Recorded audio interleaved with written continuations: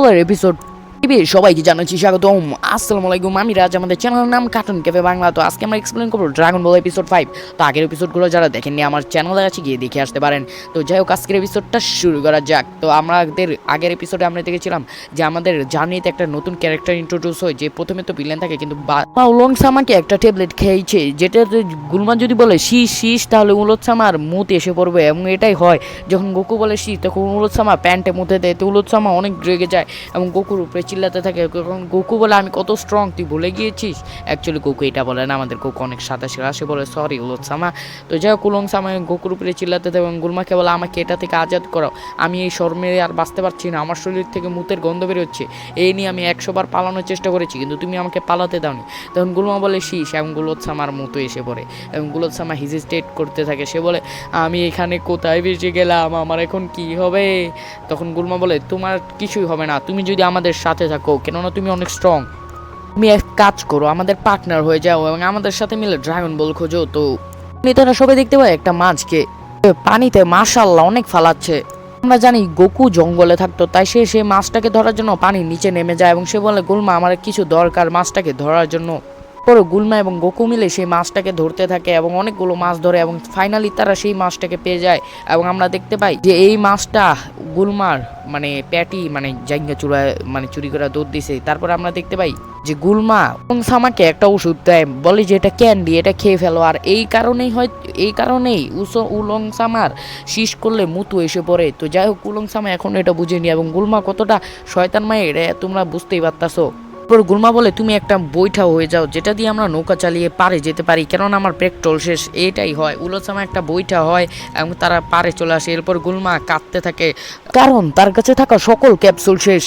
এখন চাইলেও বাড়ি গাড়ি অথবা বোট বানাতে পারবে না, তার ক্যাপসুলই তার জাদু। যাই হোক, এরপরে গোকু বলে তুমি আমার এক কাজ করো, এই ক্লাউডে চলে আসো। তখন গোকুকে বলে গোকু তুমি উঠতে পারবে, আমি উঠতে পারবো না, তুমি কেন কাটা ঘায়ে নুনের ছিটা দিচ্ছ।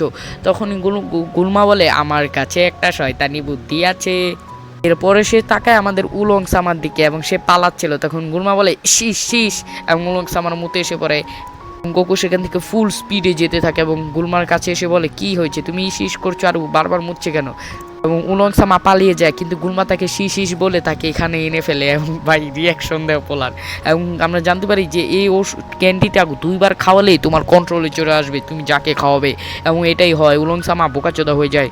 সিরিজটা আগে কন্টিনিউ করবো নাকি না করবো এটা নিয়ে টেনশন আছে, কেননা মাত্র 1 অথবা 2 ভিউই আসছে। তো তোমরা যারা ড্রাগন বল ফ্যান, প্লিজ ভিডিওতে লাইক, চ্যানেলকে সাবস্ক্রাইব, শেয়ার, কমেন্ট করে দাও। এরপর আর কি, বাচ্চা গোকু আমাদের উলং সামার সাথে মজা নিতে থাকে এবং বলতে থাকে শীষ শীষ এবং উলং সামা মুতে দেয় এবং গোকু নাক ধরে বসে হা হা করে হাসতে থাকে। গুলমা উলং সামাকে বলে একটা স্কুটি হতে এবং তার উপরে চড়ে বসে। গুলমা শালি এতই মোটি যে সেই ইটাকে বেঁকিয়ে ফেলে, মানে উলং সামাকে। বড় সিরিয়াসলি উলং সামার গু বেরিয়ে যায় এবং সে বলে আমি এটা পারবো না ভাই, তুই অন্যদিকে যা। এবং গুলমা বলে আমার ওজন এত বেশি না এবং সে জিবলা বের করে হাঁটতে থাকে মরুভূমি দিয়ে এবং একখানে বসে পড়ে।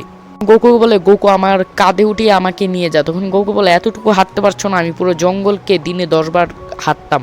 তখনই আমরা দেখতে পাই কেউ একজন বাইনাকুলার দিয়ে ওদেরকে দেখছে এবং আমরা দেখতে পাই ইয়ামচাকে ইন্ট্রোডিউস হয়েছে আসল ক্যারেক্টার। ইয়ামচা বলে আমি এদেরকে লুট করেই ছাড়বো এবং সে এসে বলে তোমাদের কাছে কি দামি সম্পত্তি আছে, ড্রাগন বল থাকলে দাও অথবা তোমাদের কাছে যে অন্য কিছু থাকে তাই দাও, সোনা দানা হীরা জহরুত টাকা পয়সা ক্যাপসুলস।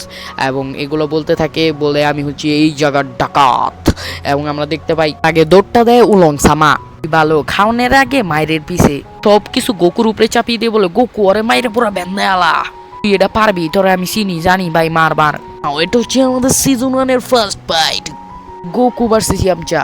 ওদের মধ্যে সেই লেভেল একটা ফাইট হয়। ইয়ামচা তরল দিয়ে অ্যাটাক করে, কিন্তু সে তার বিড়ালের উপরে অ্যাটাক করে বসে এবং আমরা জানতে পারি যে সেটা হচ্ছে গোকু এবং সে তার লাঠিকে বড় করে ফেলে। মানে গোকুর এটা অ্যাবিলিটি, সে তার লাঠি বড়ও করতে পারবো, ছোটও করতে পারবো, মানে ওজন বাড়াইতে পারবো।